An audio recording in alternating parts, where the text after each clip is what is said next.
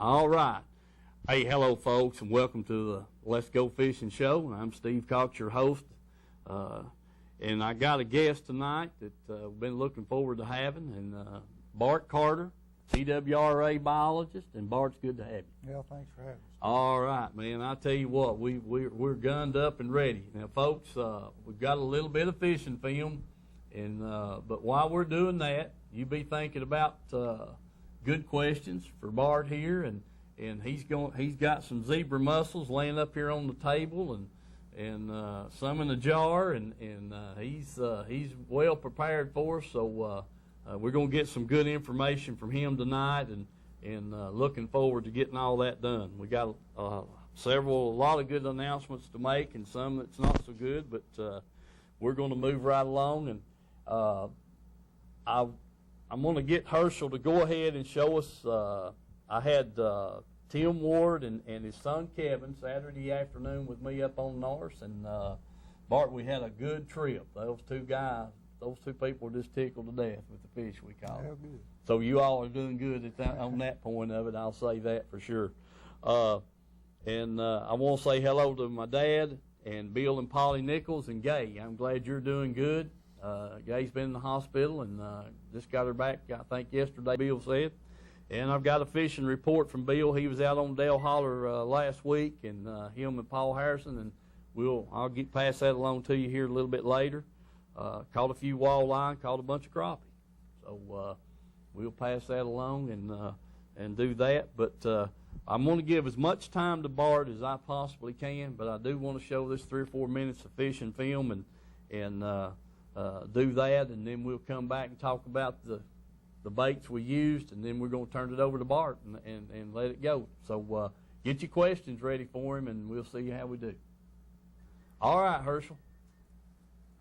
We're up here on Norris Lake, and I got Tim Ward and Kevin Ward with me, and that dang Kevin has got a good fish on right here, out here in this clear water. Oh, look at there, man. Live. Boy, ain't that thing pretty. Oh, man. All right, just hold what you got, Kevin, and I'll try to get him in the boat, and we'll get a picture of him there. All right. Yeah, Kevin's got that fish up there now. That's a nice one, Kevin. Good job, buddy. Son. All right, old boy. Appreciate it. Yeah, man. All right. Yes, sir. All right, ease him back in the water.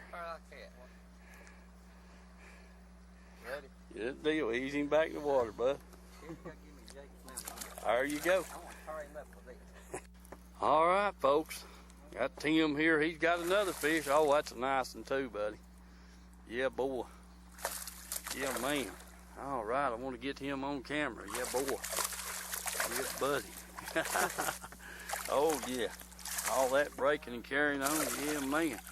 All right. So what you got? See if I can get... Yeah, buddy. Let me get a picture of it. Whoa. All right, folks. Tim's got one on here. Yeah. All righty. Get a picture of that. Okay. That'd be good. I'm trying to get... There we go. Now we got him. I can get a light on him, get him headed up here. I got a light right. Get him off, get him back in the water. All right, folks. Kevin's got another one on here.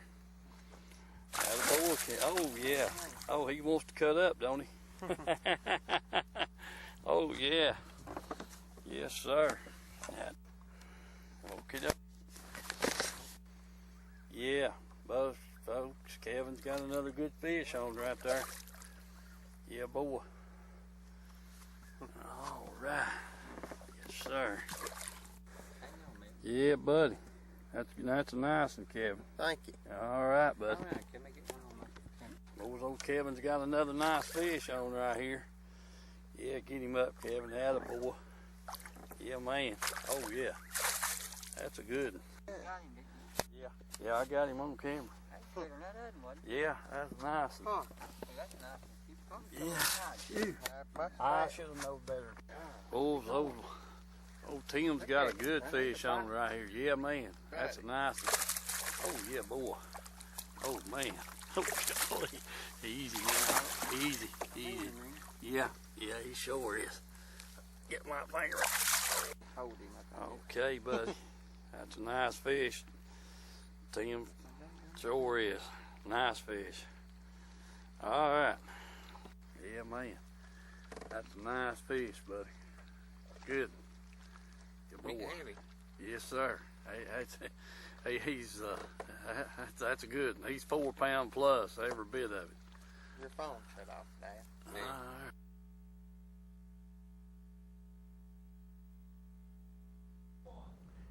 All right, folks. I think we're back, and like I said, I didn't do a very good job of filming there, but those two gentlemen, I was telling Bart here, they really had a good time. We caught a lot of fish, and I was telling Bart also, you don't want to take somebody where you're not going to catch any. I can do that on my own. So the fishing on Norris, folks, for the last month and a half, 2 months has just been phenomenal. I mean, it's just, we just caught them, and they just bit good. Edgemore Outdoors over there has got the secret weapon, and you can go by there and get it, and just tell Jim you want number. Let me see what this number is on here. Let's see. Yeah, BBJ 14-17. He'll know what you're looking for when you tell him those numbers. The dash 17 is the main thing. But the trailers, we've talked about it. We're using the plastic trailer because of the color of watermelon. Then I've caught some fish on this brown and orange rubber jig. And then the old good reliable Paul Harrison black and black hair jig, bucktail, and I caught them on some on the with the number 11 chunk on it, and some of them with the 101 chunk. So you can pick your own poison on that deal right there, folks, and catch those fish. One other little tip: if you don't have one of these colored markers, you might want to pick you one up. Jim and I mean at Edgemore Outdoors, and also up there at the Rocky Top Outdoors there, you can get that marker pencil, and it only it's good for the plastics, and that's why I got it. It works good on that plastic, and it's a little touch of orange does a lot of good sometimes. So and then sometimes Bart, a solid orange chunk, it's too much, so we kind of experiment around a little bit with it and do that kind of thing, but that's basically how the fishing's going up there right now. I've had people tell me they've caught them on different baits, some fish being caught on worms, and we are catching quite a few largemouth, up there. So that's always a plus up there on Norris, when you're catching the largemouth along with the smallmouth. And hope it doesn't change here in the next few weeks. And but I will say this, folks. I've always, the theory. Here's the rule of thumb: the darker the night, the darker the bait. So there probably won't be much moon this coming weekend. If I make it back up there, I probably won't have a brown jig with orange in it. I'll probably have a solid brown, and I'll darken up on the trailer. Black will just come more prevalent. You're probably gonna catch more fish on the black than you will the watermelon, maybe. And it changes. It definitely changes up there, and as that moon does, and the water's real clear right now also, so that makes a lot of difference too. We've been getting a lot of comments on the clarity up there. Have you? Well, good. That's and that good. may be, we don't know, but zebra mussels may be having an influence on that. Well, there's a guy told me that today, and so I'm glad you touched on that. So I'm going to quit talking about the fishing, and I'm turning it over to you, and let's get into these zebra mussels. Okay. Well, zebra mussels came into this country about 1988 in the Great Lakes, and it's believed they came over in the ballast water of ships, ocean-going ships, came in St. Lawrence Seaway, and they're native to Eastern Europe and Western Asia. Okay. So a Eurasian species, and of course, you know, when those ships come into port, a lot of times they'll dump their ballast, and that's believed to be the way they got introduced. So since about 1986, 88, they just started spreading, primarily through shipping, recreational use, and that kind of stuff, boaters, anglers, and they've just continually spread. And they showed up here in Tennessee about 1992, and then here in East Tennessee about 1994. And of course, they're all up and down the Tennessee River system. And once you get below Norris Dam, there's a series of lock dams all the way out. Right. And so the barge traffic there is a constant vector for spreading those mussels up and down that river system. Now, 4 or 5 years ago, probably 6 years ago, TVA discovered zebra mussels in Norris Reservoir up on the Powell River arm, and since that time they've been spreading. They're on the Clinch side now, and then you can see them down at down at the dam as well. So we're concerned about those, particularly from the standpoint that we get a lot of recreational use, anglers going from lake to lake, and our major goal is to try to prevent that spread eastward, into some of the other tributary waters up in northeastern Tennessee. I have a question about that. Would those things attach to a boat trailer type situation? Would you have to leave your boat trailer in the water overnight, or 2 or 3 days, or a week? Takes a period of time for those to attach. Okay. The problem with transport is that a lot of times people leave their boats at a dock or a marina, and they stay in a slip, and that's where you get the problems. They'll infiltrate the cooling systems and all that in props. Every little nook and cranny that's on that boat is a substrate that these things can attach to, and that's where the problem occurs. People that have bilge water that's, they can, even if your boat has been out of the water for a few days, if there's a little bit of standing water in the bilge, they can survive, and then you take and go to another water body and pull your plug or whatever, and there you go. You go. Okay. So we're, any opportunity our agency can get to spread the word about these things, we try to take that opportunity just to try to educate people on what they can do to help prevent the spread. Because within the agency we can do what we're able to do, but a lot of the responsibility is on the public, because they're moving around and going around from water body to water body. So well we touched a little bit, folks, before while we were showing that little bit of fishing film about the water clarity on Norris, and you think maybe these things might have a little bit to do with that? Well, it's been, in situations where they've been established for a long time, like the Great Lakes. Lake Erie is a prime example. It went from, a fairly colored lake to virtually clear. Yeah. And, the last couple of years we've been getting reports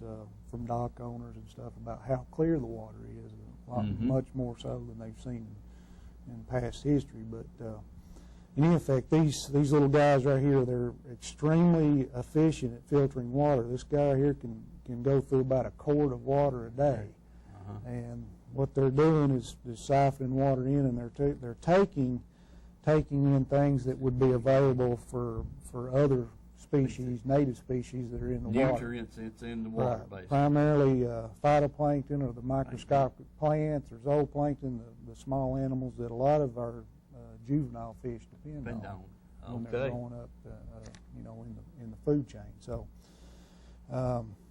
that's the major impact, of course, that has been found in fisheries. native mussels. Mm-hmm. These things these don't have them on them right now, but they have these little threads here on the base that they're called bissel threads. Mm-hmm. And they can, that's what makes them so successful, is that they can attach to about anything. I've seen shopping carts in some of these reservoirs that's had them for a long time. They'll pull them out and they'll be totally encrusted. Native mussels, they'll actually colonize those and eventually just, essentially suffocate them because they're so thick. And then again, boat docks, water intakes, just millions and millions of dollars spent in this country every year to try to keep these out of water intake plants, cooling plants for power plants and that kind of stuff. So just a huge economic impact as well. Is there anything that you all have come up with to stop these things from spreading? Well, there has been some research done, and there is a bacteria out there that has been developed. It's called Zequinox, and that bacteria has been shown to be pretty much effective on zebra and quagga mussels. The quagga is another Asian species that's probably going to be here before too long. But that bacteria has been approved by the FDA and has been shown to be pretty much exclusive to those two species of mussels. So it's being used in municipality and industrial applications right now. Hasn't been shown to be very effective in larger water bodies because of just the dilution factor there. But there is a little bit of hope there. All right. Herschel, can you put us one of those zebra mussels up on the screen? All right, we'll give you a few minutes. I got all kinds of faith in you. He's going to show us one of those things, or unless you want to come in here and show a close up of what Bart's got. Either way you want to work it. All right, go right ahead. We're going to keep talking and pull your jar over here. He's got several of those things in the jar. These are several that came off of a houseboat year before last. We got a call. How this came about, we got a call from Arkansas Game and Fish. Mm-hmm. They had gotten word that through a boat dealer that apparently the new buyer had inquired about transporting a vessel across state lines, and so they called us and asked if we had zebra mussels in Norris Reservoir, and we did, and we told them we did, and they said, well, we've got a boat that we know that's coming over here, and we want y'all to go look at it and see if it's infested with those things. So at that point I went and looked at the boat. They'd already pulled it out and had it on the trailer. The transport contractor had it on a tractor trailer. Mm-hmm. And the whole bottom was just, there was literally thousands of these things on there. And at that point we had to go through the decontamination process. Right. And so what we did, we pulled the boat over to Jacksboro. There was a concrete pad over there, and we had the actual the broker of the boat, the boat dealer had a contractor come in and pressure wash it, hot water pressure wash, and then physically remove the mussels off the hull, go through all the plumbing, and then the out drive, go through it, and quite an expensive process. Yeah, but literally when I went over there a few days after they'd scraped all the mussels off the hull, and these things were actually stacked on top of one another. As you went towards the keel of the boat, they were heavier because the wave action was kind of keeping them off the sides. But all right, there we go. There's the zebra mussel, and you can see those threads. Those are the bissel threads that I referred to earlier, and those are the things that they attach with. And, dang. So that's what makes them so successful. They can attach to about anything. But we had, back to the houseboat incident, we had about a 4 or 5 foot wide swath, about 60 feet long, 2 to 3 inches deep, that came off the bottom of that boat. So we let it sit over there for 14 days after the cleaning, and it was allowed to go on over to Arkansas. So. Gee whiz. Okay, so that guy was taking it out of North, going to Arkansas with it, and it was covered with them. Yeah. So, you know, that's an example of how these things get moved around. Yeah. Well, a person that we all know, Bill Nichols, has a friend and Bill and I talked a couple of weeks ago about this, and when I brought up about the lamprey eels, this guy he took his boat out, and it got hot on him. He didn't have any water pressure, and well, okay, so he takes it back and get it to find out what the problem is, and lo and behold, the lower units filled with these zebra mussels. Right. And you know, so I get a word to the wise, folks. If you're leaving your boat sitting in the water up there, you might want to think about getting the engine up out of the water. Yeah, you want to trim it up or put it on a floater or something. Right, get it out of the water, because any of these places that are infested, you're going to be subject to that, you know, that colonization by these things, and they can cause, you know, a lot of damage. Yeah, man, I tell you what, that's this thing's just overwhelmed me, especially what we're talking about of them eating all this microscopic algae and stuff in the water. And, you know, just think, that's the kind of stuff that all the little fry and everything feed on for a few weeks. Right. You know, and if it's not there, then what are we going to do? You know, Right. it can affect a whole lot of ecosystem up there. It just goes right up the food web. So, Yeah. you know, you've got a mussel here that's taking out that primary productivity, which is normally available for our native species. So, Right.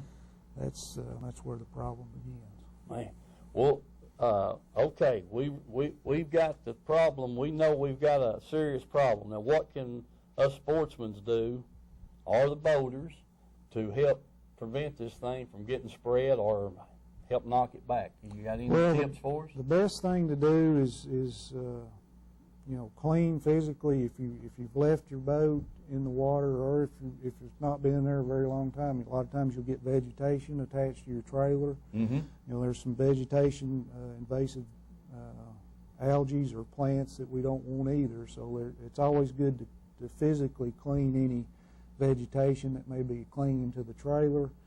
Of course, if the boat has been in the water for a long time, you want to inspect the hull, the motor, any of these crevices along the boat, bilge water, live wells, for attachment of these things, and then physically remove them. If your commercial car wash areas are a good place to, if you find things on your boat, to spray it down with. A lot of them have hot water. Yeah. That's a good way to help cleanse the boat. If you do find attached mussels on any part of your equipment, you want to leave it out of the water and let it dry out for at least 5 days. Okay. Before you move, move to an uninfested place. Yeah.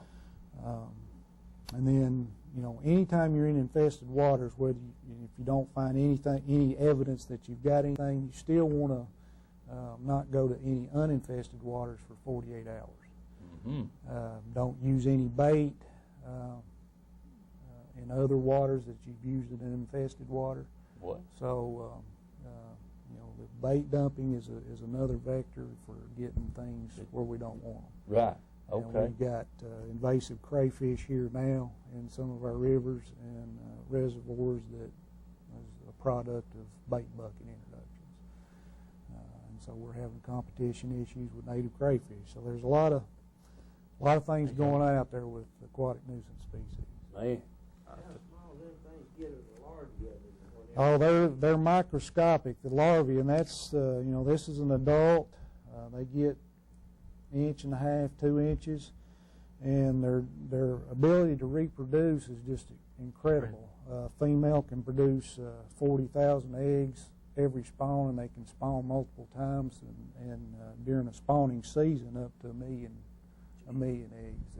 And there's no prey. There's no prey for them. Well, I mean, there's probably probably a few fish species that will capitalize on, like red ear sunfish, shell crackers, some of the red horses. A few of the, diving ducks will eat them. But there's just, there's not a whole lot of things that we have in our water bodies that are real predatory on. They'd have to eat a lot of them to help us, wouldn't they? Yeah. All right. And that's the problem. They just reproduce so well. Is there any type of material out there that they don't adhere to? Yeah, a lot of industry they don't like copper or silicone-based coatings. Okay. So a lot of water intake structures are being coated with silicone-based type materials or copper. And just recently, we had a pump renovation out at Eagle Bend at our hatchery, and they redid the pumps out there with the city of Clinton. And I believe they went to that extent to coat those intakes so that these things can't attach. Yeah, I heard that. Talking to your compadre up there at the hatchery the other day, he was telling me, we were talking about it. He was enlightening me on that very problem they were having up there with their pumps. Folks, you just get in depth, and these guys that do this, like Bart here, that you learn a whole lot, and you see where this thing could really be astronomical in the effects we got on our waterways. Yeah, I mean, it's we're kind of the main Tennessee River system. They've been there a while, and we haven't done a whole lot of research on their impacts here, but in other states they have. Yeah. And in some situations they've shown some really significant impacts. So our major goal at this point is try to contain them where they're at and not move them around. So that's why we encourage the public to do their diligence and be sure to check their equipment and take that extra time to do that. Yeah, boy, that's a good tip, Bart, and so if you haven't been, you need to be, especially if you're leaving your boat in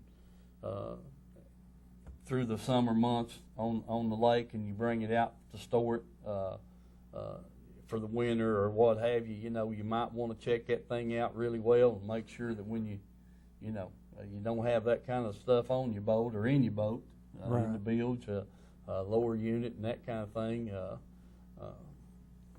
We need to do everything we can as fishermen and boaters to keep these things from spreading.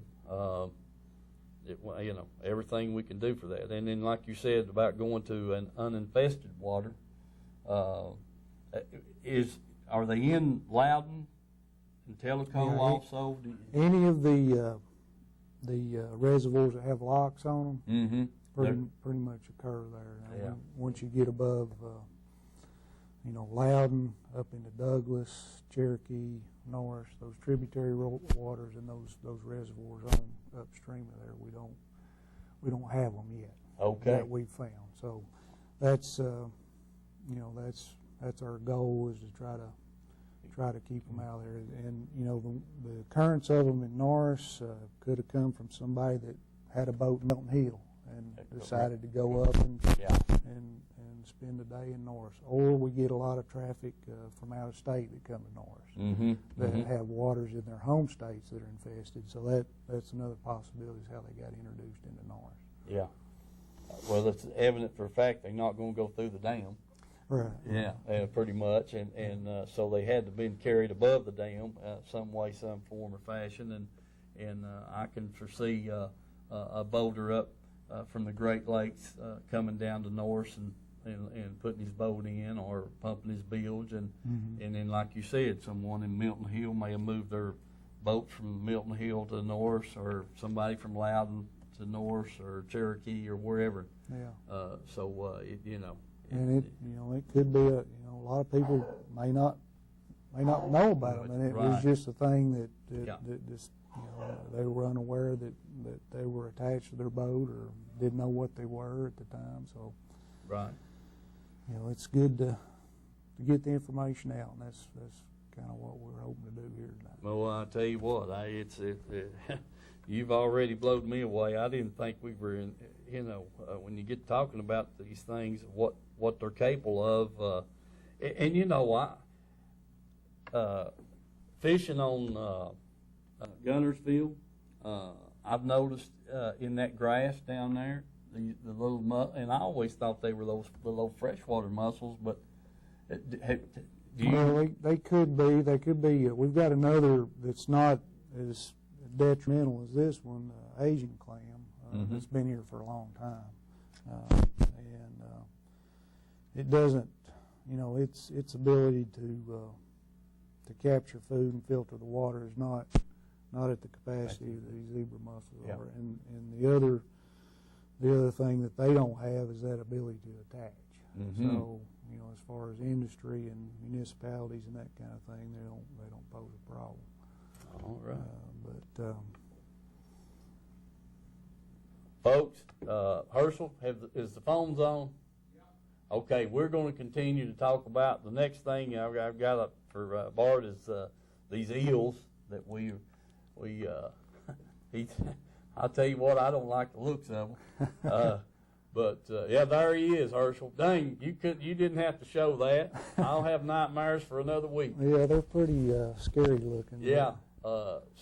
Anyway, and Bart says those are native to our waters, folks. So I'm going to let him, while that picture's up, you tell us about these eels, Bart. Well, we have 7 species of lamprey that are native to Tennessee, and a lot of people don't see them because 5 of them are non-parasitic. That means they won't attach to fish, and usually people don't go out and explore and look in the habitats where they live. But we have 2, Ohio lamprey and chestnut lamprey that are parasitic, and occasionally fishermen, I think you've experienced this, will catch them and they'll be attached to a fish, and most often there's no ill consequence to the fish. It's kind of it's kind of like us getting a tick on us. They do attach with that funnel mouth that they have, and then the teeth that they have it's kind of like a rasp, and they'll use that to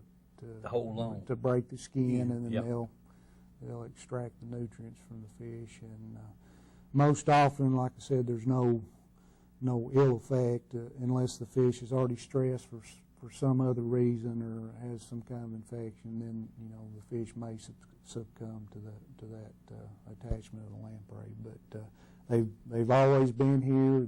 They're actually a fish, and they're a really old group of fishes that we've always had here in Tennessee. All right. Well, I was shocked when I talked to you on the phone about that. I was shocked, folks, to find out there's Herschel. He's doing his magic trick again. Show us that fish again, Herschel. Yeah, there he is. He got 2 of them attached to it. That looks like is that a trout? That's a brown trout. Brown trout? Yeah. Okay. Safety concerns about eating fish with them that's had one attached. There's no concerns there. It's just a little bit unpleasant to see that lesion on the fish. Yeah. Well, what I did notice, the 2 fish that I called at Watts Bar there a month or so ago had the eel attached to it. Before when you get that fish out of the water, it doesn't take that eel just a few seconds or a minute to figure out, hey, I'm out of the water. Yeah, he turns loose. He turned loose. He sure did. Both of them flopped around the bottom of the boat, just in a minute after the fish got out of the water. So, and there was a little red spot where it was attached. But man, I didn't like the looks of that eel running around. I'll tell you what, I said, daggone. So anyway, Herschel, I guess according to that, just get rid of the eel. Don't eat the eel. Just throw him back in the water and eat the fish. Yeah. So, fish eat eels. Well, they will. The smaller ones, the juveniles. I'm sure they'll take. Larger fish would take one of those, the adults, but certainly the juveniles would be prime food for fish. Yeah. I guarantee you they would too. Speaking of that, I heard a story Monday. My wife was telling me Monday afternoon, some of the people she was at therapy with, this gentleman was telling about, you know, you can say it's a fishtail or not, but supposedly they were out bass fishing. I don't know where in Florida or Louisiana or wherever, caught some bass and throw them in the live well, got to the dock. They reach in to get the fish out, and this guy gets bit with a snake. One of the fish had swallowed the snake, and I you know, don't know whether it's poison snake or not, but anyway, he had got snake bit, and by reaching in his live well, and so supposedly one of the fish had swallowed the snake, and you know how when you put fish in the live well, they regurgitate a lot of the what they've been eating. Right. You know, I've thrown crawdads out and shad out and that kind of thing. When you get your live well empty and you see what's all in there, that's how we got this green and orange by looking at them crawdads, and they do change colors as the water temperature changes and this kind of thing. Mike's had some black and blue and a pale brown and green and orange spots on them and this, that, and the other. So anyway, you learn a lot by doing that kind of thing. But so yeah, they get rid of, when you get them in the live well, if what's kind of real fresh in their mouth, you know. And if the snake was still alive when they caught it, but it's just in its mouth, he hit her down the stomach. You know, when it got in that live well, it probably got out, and supposedly the guy got snake bit. So just something that I heard. I can't verify any of that, but it doesn't surprise me. Yeah, those bass don't turn down much. No. I mean, you know, they don't turn down much. They'll eat birds and anything else. They're a predator, and they don't turn down a whole lot. Right. So, but anyway, that's I'm sure they eat some of these eels, but that thing sure does look bad. What about aquatic vegetation? Well, while we're on the subject of invasives, and this is kind of hits home here in East Tennessee. We have an invasive algae. It's native to North America, but just not in the southern region. Mm-hmm. It's called didymo, also known as rock snot. Mm-hmm. And it's kind of, if you see it in the river, it kind of looks like it's a cottony type, wet cotton type looking algae. Yeah, that's what we think this right here is. Well, can't swear to that. It's not green. Okay. It won't be green. It'll be just kind of a whitish color. Kind of looks like wet tissue or something like that. Okay. But we've got it in Norris tailwater. It's not real thick there, but South Holston tailwater below South Holston Dam, Watauga tailwater, and it's in Cherokee tailwater too, below Cherokee Dam. But it's not, at this point, it's not caused any real problems other than when, particularly on South Holston tailwater, when they generate, a lot of it will become dislodged, and those people are out fishing in the river. It fouls hooks and stuff like that. It catches on your hooks. And at this point, we haven't really seen any negatives to the aquatic insects. The infestation levels are not such that we've seen the impacts like in other countries, like in New Zealand. Right. Tremendous impact over there, just literally carpeting the stream bottoms and affecting a lot of the trout fisheries over there. So where we're seeing this thing is it primarily prefers cold, fairly nutrient-rich water. So these tailwater races where we have tailwater trout fisheries is prime habitat for this algae. So a lot of states, some states have even put moratoriums on felt sole wading booths, because that's we get a lot of people that wade, angle in the tailwaters, trout fishermen, and they'll historically a lot of people would use felt sole waders. Right. And it's just kind of it's really absorbent and stays wet for a long time, and it just one cell of this stuff can start a new population in an uninfected water body. So wading boots, shoestrings, waders, anything that can be an attachment or a transport mechanism for that algae is a potential to get it put somewhere else. Boats as well. Yeah.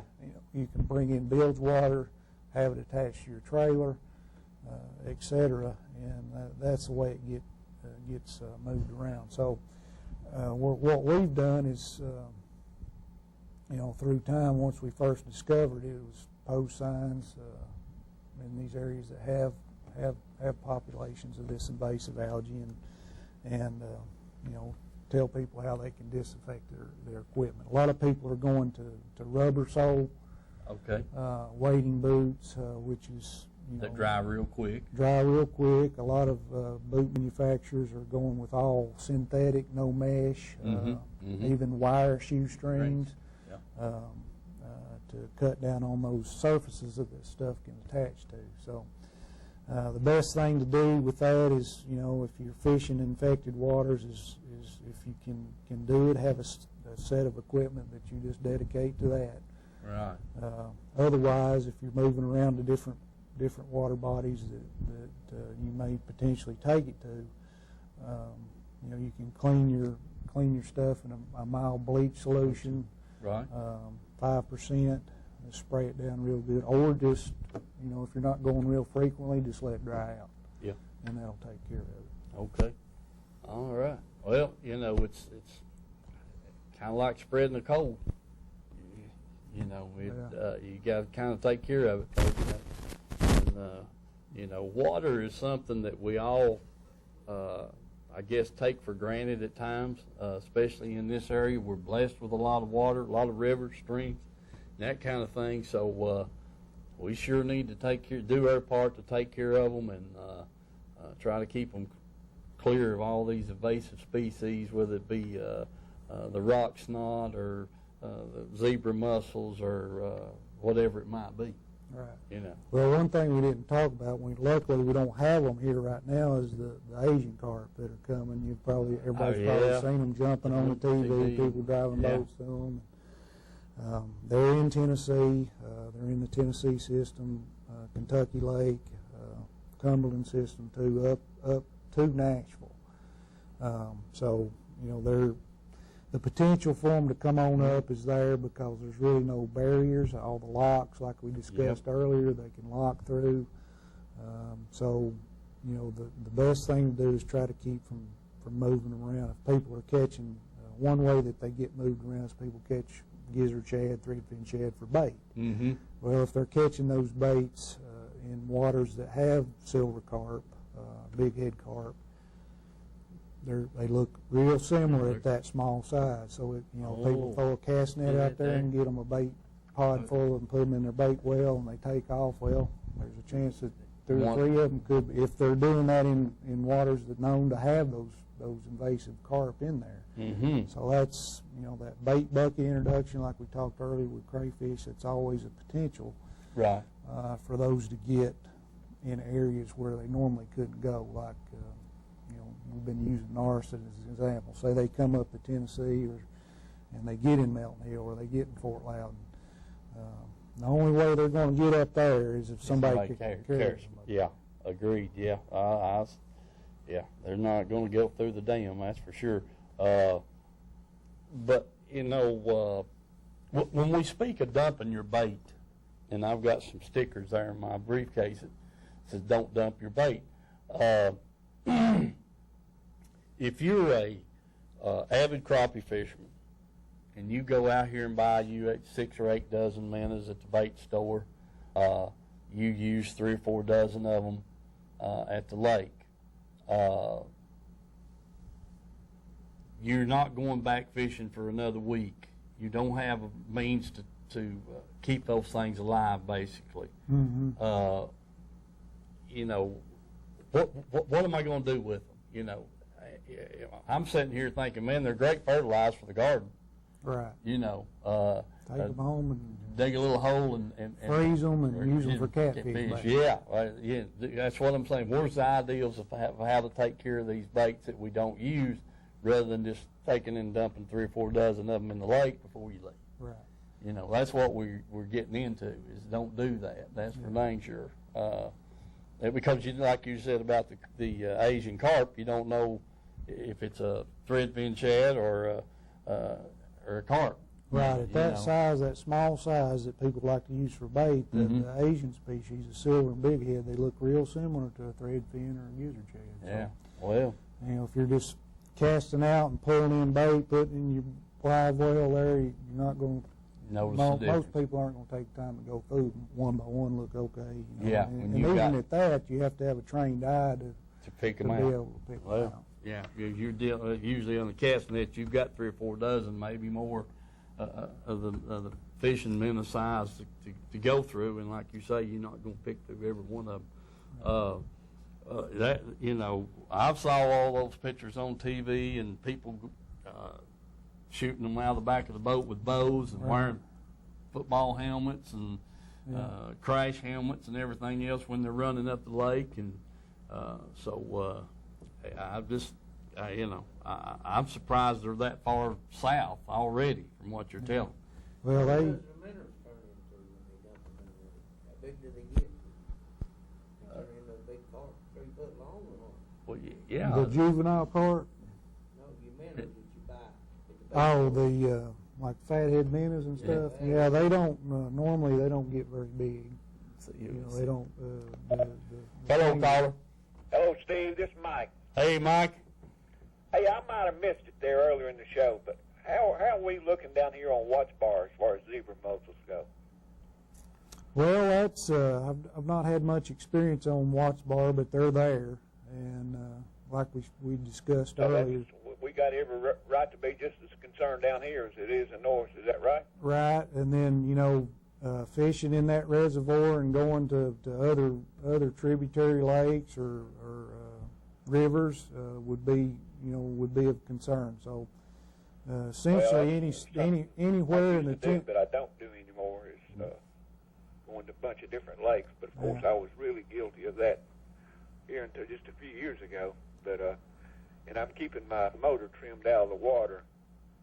And then, of course, when I pull it out at the end of summer, I let my man pressure wash it real good. So hopefully, me personally, I'm taking care of my end of the deal. But I was hoping they just weren't as bad here on watch bars as they are north. Well, anywhere downstream in Knoxville, you know, they're likely to occur if you leave your boat in the water for a long time. You need to. Hey, Steve, I slipped through last week's show. Yeah. Did I miss anything? Yeah, you missed that certain caller calling in. Was, you know, Lamprey, he was calling in, and you missed. Showed his picture tonight. Yeah. So you missed that. At least your producer showed his picture there tonight cleaning those fish, so I at least got to look at him anyway. Right. Listen, I will tell you what your question right there, and I'm going to tell you this from a guy that I know very well. He works down at Watch Bar, and I was telling Bart they have problems with their intakes being clogged up down at Watch Bar and Sequoia both from these from these zebra mussels. They're constantly combating that issue at the pump station to keep water going to those things like they're supposed to, and those mussels are clogging up the intakes, and they are treating the cooling towers with some kind of chemical just for that.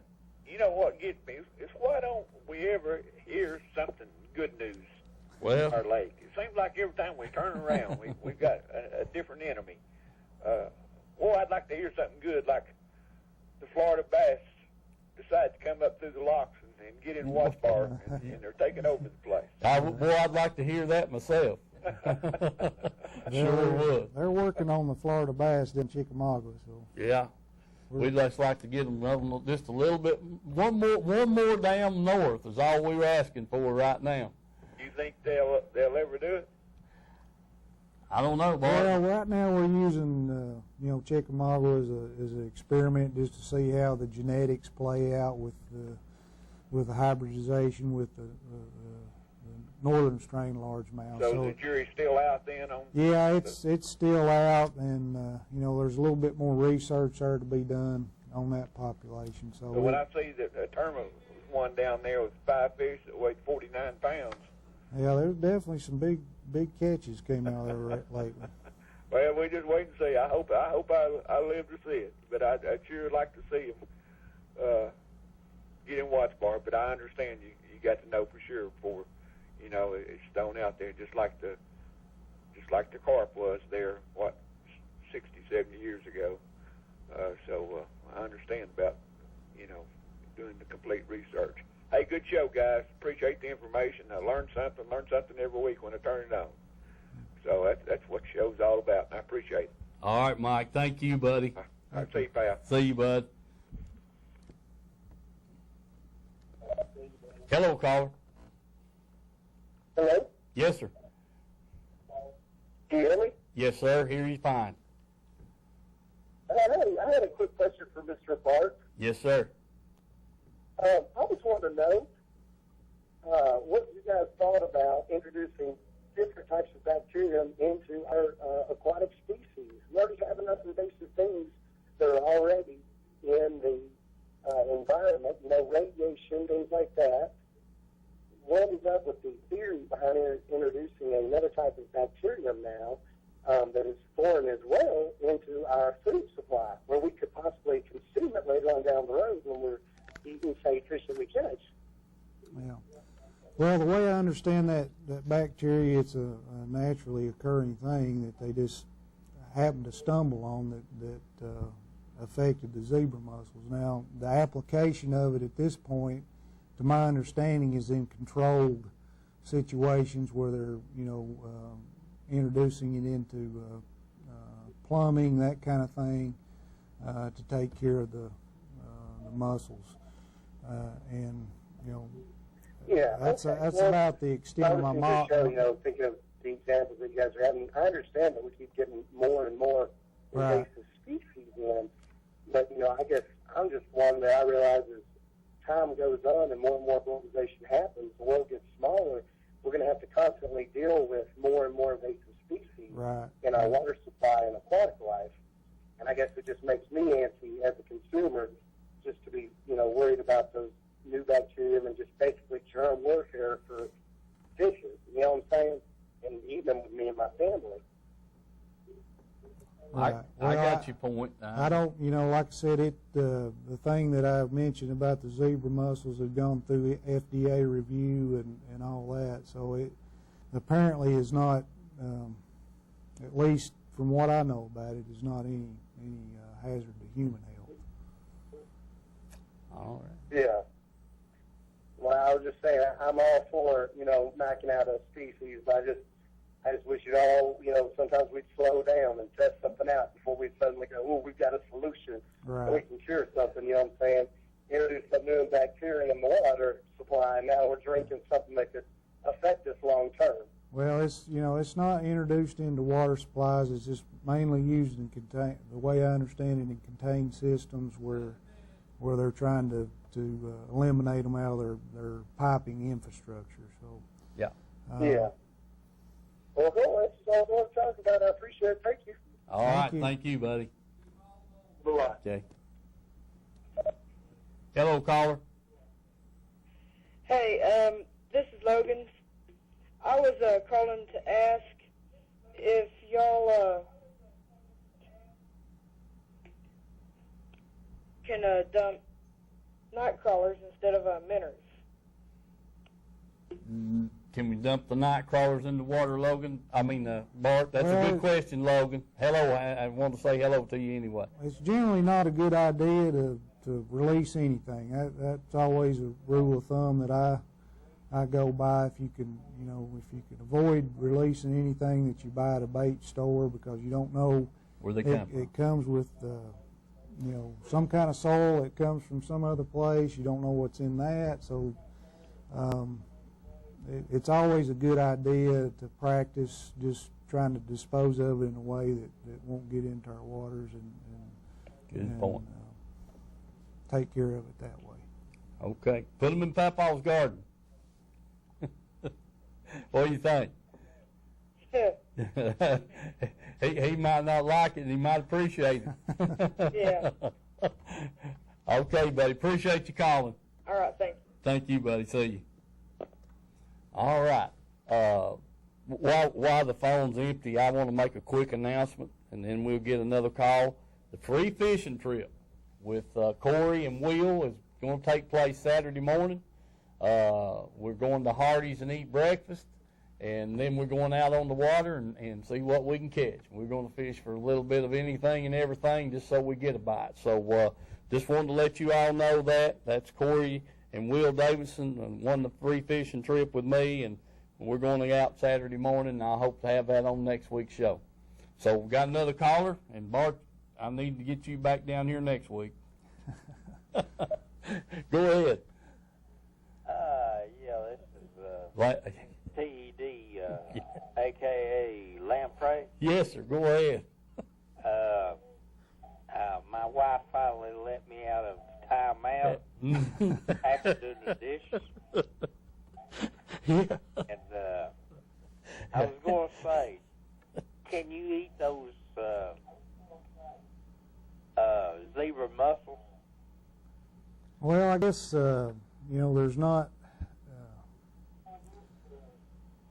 there's no legal way to harvest them at this point, and like I said earlier, they're really efficient at filtering out things, which means any chemicals that are in the water, heavy metals, things like that, toxins, they accumulate in the flesh of these things, and it's been shown in research that they may have 300,000 times the contaminants in their tissue that's compared to what's naturally occurring in the water body. So, that's a big issue for things that eat these things. It kind of bioaccumulates, or the toxins that they accumulate in their bodies if something eats them, and it's passed on up. So yeah, it wouldn't be it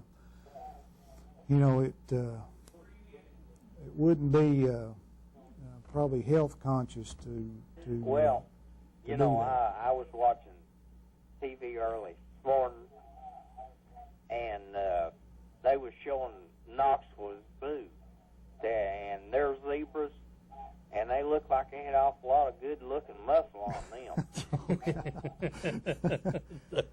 Well, that's a different zebra. Yeah, you might get a little bit more protein out of it.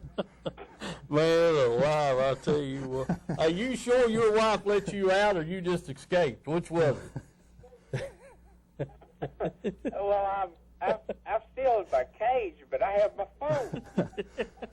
Well, we need to get her to take the phone, too. If you're in timeout, you shouldn't be allowed to have that with you. It's like that E-Trade commercial where they take that phone. I was just going by what my Uncle Mike Scott up at North Dam told me. Ranger Scott, that is. Yeah.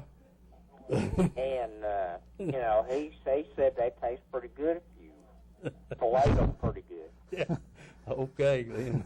And that I know. Mike Richards, now, he's the one that's told me a lot of things like this. Yeah, okay. Well, what can we say, man?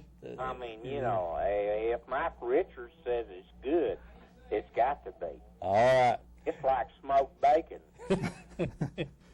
Well, listen, we've got about 90 seconds. I appreciate you calling in. I enjoyed having you on. You keep calling back, will you, when you especially get out of timeout? Well, I'll keep the daggone dishwasher running. All right. Thanks a lot, buddy. Good question. See you, man. All right, folks. Well, we appreciate old Lamprey, A.K.E. Lamprey there, calling back. Bart, it's been great having you. Well, thanks for having me. Yes, sir. I'm going to tell you, you come back anytime you've got a minute. Anytime you want to venture down this way, just call me the day before or whatever, and let me get you on here. Well, I'll just as a closing remark, if anybody got any questions or thoughts or concerns about invasive species, there's a really good website out there. It's called protectyourwaters.net, and it's got all kinds of information about zebra mussels, invasive algae, silver carp, etc. So it would be a good place to get information on how they got here, what you can do to prevent moving them around, and that kind of stuff. All right. Folks, appreciate you. Remember my sponsors. Thank them for putting on the show. And I can't thank Bart enough for coming down. God bless you. See you next week. All right.